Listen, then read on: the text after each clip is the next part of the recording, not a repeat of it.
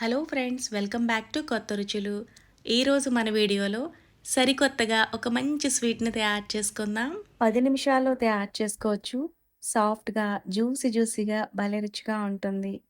Sweet తయారీ కోసం mixie jar తీసుకుని ఇందులోకి కప్పు నిండుగా సుజీ రవ్వను తీసుకుని మిక్సీ జార్లోకి వేసుకోవాలి. 2 టేబుల్ స్పూన్ల వరకు జీడిపప్పు పలుకులు వేసుకోవాలి. ఇక్కడ మీకు ఇష్టమైన డ్రై ఫ్రూట్స్ని ఒక 2 టేబుల్ స్పూన్ల వరకు వేసుకోవచ్చు. వీటిని మరీ మెత్తగా కాకుండా ఇలా కొంచెం బరకగా మిక్సీ పట్టుకుని తీసుకోవాలి. ఇలా మిక్సీ పట్టుకున్న ఈ రవ్వని బౌల్లోకి తీసుకుని తిరిగి అదే జార్లోకి ముప్పావు కప్పు కొబ్బరి ముక్కలను కూడా వేసుకుని కొబ్బరి ముక్కలను కూడా మెత్తగా మిక్సీ పట్టుకుని రవ్వలోకి వేసుకోవాలి. ఇక్కడ పచ్చి కొబ్బరి ప్లేస్లో మీరు కావాలనుకుంటే ఎండు కొబ్బరిని కూడా తీసుకోవచ్చు. ఏ స్వీట్ చేసుకున్నా కొంచెం ఉప్పు వేసుకుంటే బాగుంటుంది. ఇందులో ఇలా చిటికెడు ఉప్పు వేసుకుని ఇవన్నీ కలిసేటట్టుగా బాగా మిక్స్ చేసుకోవాలి. ఇలా కలుపుకున్న ఈ రవ్వ కొబ్బరి మిక్స్ని కాసేపు పక్కకు పెట్టుకుని గ్యాస్ ఆన్ చేసుకుని కడాయిలోకి 2 కప్పుల వరకు పాలు పోసుకోవాలి.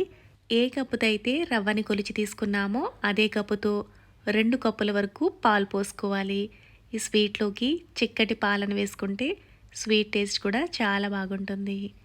పాలు ఇలా కొంచెం మరుగుతుండగా ఇందులోకి 1 టేబుల్ స్పూన్ వరకు నెయ్యి వేసుకుని పాలు ఇలా మసలు కాగుతుండగా ముందుగా కలిపి పెట్టుకున్న రవ్వ కొబ్బరి మిక్స్ని ఇందులోకి వేసుకుంటూ కలుపుకోవాలి. ఈలోగా ఒక చిన్న రిక్వెస్ట్ అండి, మన ఛానల్లో సింపుల్గా చేసుకుని చాలా రకాల స్వీట్స్ అలాగే స్నాక్ రెసిపీస్ని పోస్ట్ చేశాను. ఇంట్రెస్ట్ ఉన్న వాళ్ళు మిగతా వీడియోలను కూడా చూసి నచ్చితే లైక్ చేసి ఛానల్ని సబ్స్క్రైబ్ చేసుకుని సపోర్ట్ చేయగలరు. ఇలా దగ్గరగా అయిన తర్వాత స్టవ్ ఆఫ్ చేసేసుకుని మూత పెట్టి ఒక 10 నిమిషాలు పక్కకు పెట్టుకుంటే రవ్వ కొంచెం చల్లారుతుంది. ఈలోగా వేరొక కడాయిలోకి ఏ కప్పుతో అయితే రవ్వని కొలిచి తీసుకున్నామో అదే కప్పుతో ముప్పావు కప్పు చక్కెర, అరకప్పు బెల్లాన్ని వేసుకోవాలి. మీరు కావాలనుకుంటే మొత్తం చక్కెరతో చేసుకోవచ్చు, లేదా బెల్లంతో కూడా చేసుకోవచ్చు. ఇలా 2 కలిపి చేసుకున్న స్వీట్ టేస్ట్ చాలా బాగుంటుంది. ఇందులోకి కప్పు నీళ్లు వేసుకుని ఇక్కడ ఎలాంటి పాకం రావాల్సిన అవసరం లేదు. ఇందులో వేసిన పంచదార బెల్లం కరిగితే సరిపోతుంది.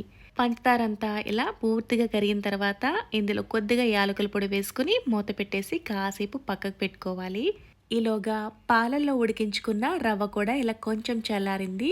ఈ రవ్వని చేత్తో కలుపుకుంటూ అంతా కలిసేలా బాగా ప్రెస్ చేసుకుంటూ కలుపుకోవాలి. చాపింగ్ బోర్డ్పై వేసుకుని ఇలా చేత్తో కలుపుకుంటే చపాతీ పిండిలా సాఫ్ట్గా అయిపోతుంది.